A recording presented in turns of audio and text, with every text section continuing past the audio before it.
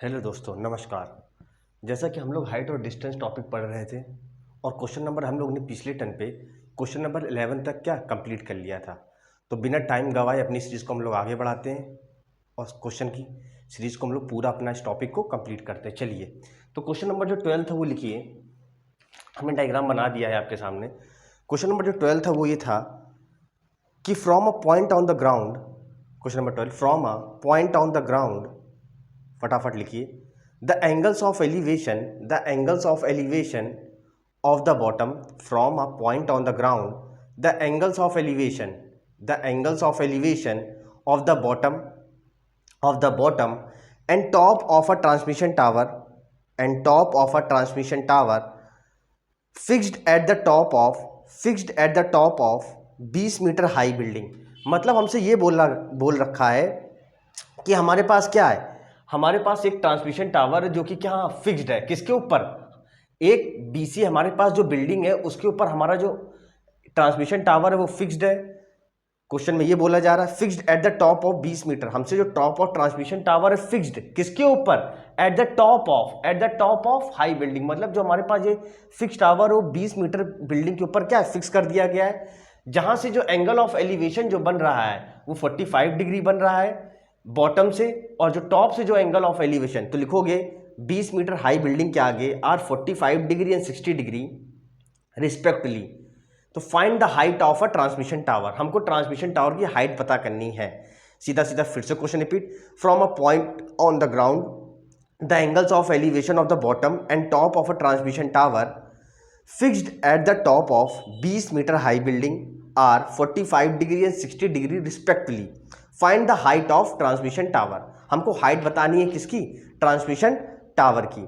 अच्छा, एक चीज आप ये बताइए सीधा सीधा, अगर आपको पूरा अगर दिख रहा हो, साफ साफ सब कुछ दिख रहा है, तो सीधा सीधा एक ये बताइए, हमको पता क्या करना था? हमको पता करना है ट्रांसमिशन टावर की हाइट पता करना है। तो हमने जो ट्रांसमिशन टावर उसकी हाइट हमने मान ली है h है। तो हमारे पास क्या है? हमारे पास बोलोगे आप क्या? From a point. हमारे पास क्या है? From a point. सॉल्यूशन हम कर रहे हैं जो हमारा फ्रॉम अ पॉइंट, हमारे पास एक पॉइंट क्या है P, कहाँ से? ऑन द ग्राउंड, और द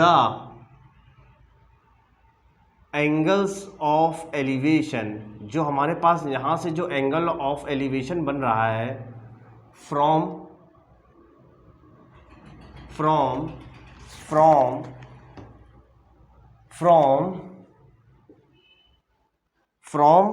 कहाँ से? From top of building,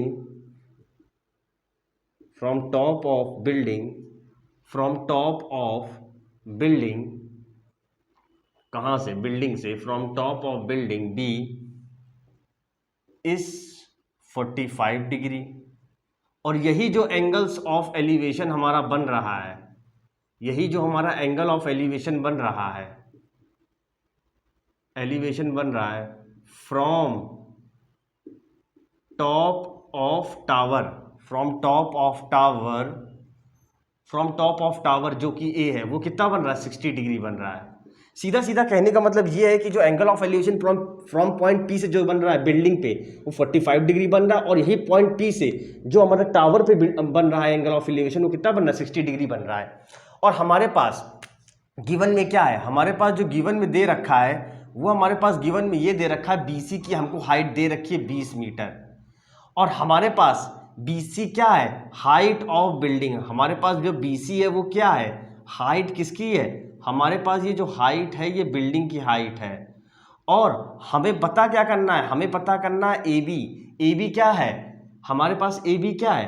transmission tower है। इसकी हमें हाइट क्या पता करना है? ट्रांसमिशन टावर की क्या हमको हाइट पता करना है? ट्रांसमिशन टावर की हाइट पता करना है। यही तो पता करना है कि कुछ और पता करना है? बताइए, आपको दिख रहा होगा साफ साफ।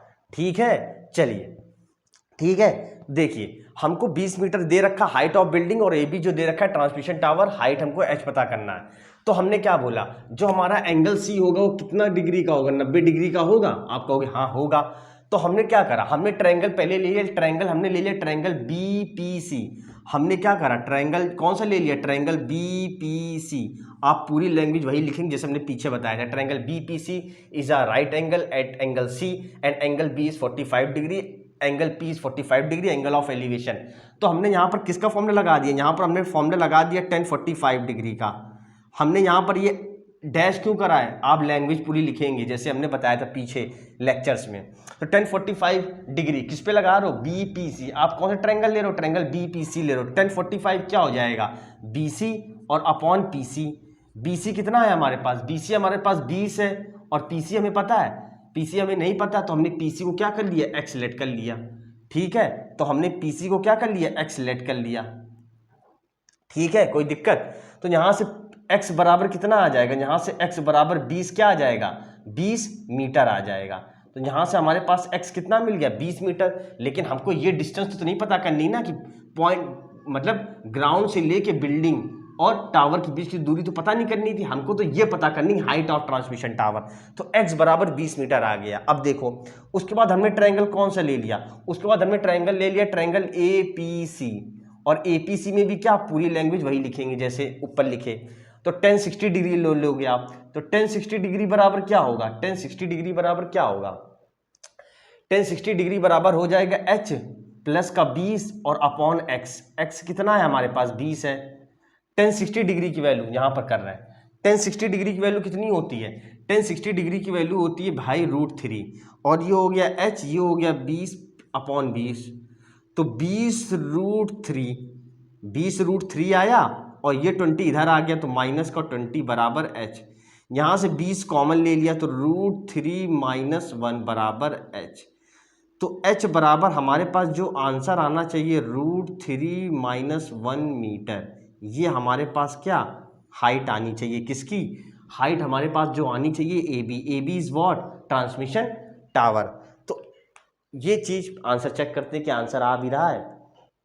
आंसर जो आ रहा है वो मेरे भाई पॉइंट में दे रहा है, तो पॉइंट में निकालने के लिए चलो इसको सॉल्व करते हैं। यहाँ पर भी आंसर सही है लेकिन अब पॉइंट में दे रहा, तो चलो पॉइंट में सॉल्व करते हैं। √3 की वैल्यू 1.732 होती है, 1.732 था, लेकिन क्वेश्चन में √3 की वैल्यू गिवन थी नहीं थी। आप यहाँ पर भी छोड़ सकते हो, कोई दिक्कत नहीं। अगर √3 की वैल्यू गिवन होती तो हम सॉल्व करते, √3 वैल्यू होती 1.732 -1 तो 0.732 आ जाएगा, 0.732 मीटर। ठीक है, यहाँ से जब पॉइंट जब आप हटा देंगे तो कितने जब आप यहाँ से पॉइंट हटाएंगे तो कितने नीचे जीरो लग जाएंगे, 3 जीरो लग जाएंगे, 1 2 3, ये से ये कट गया, ये कितना आ गया 50। यहाँ देखिए 732/50, ठीक है, यही तो आ रहा है। ठीक है,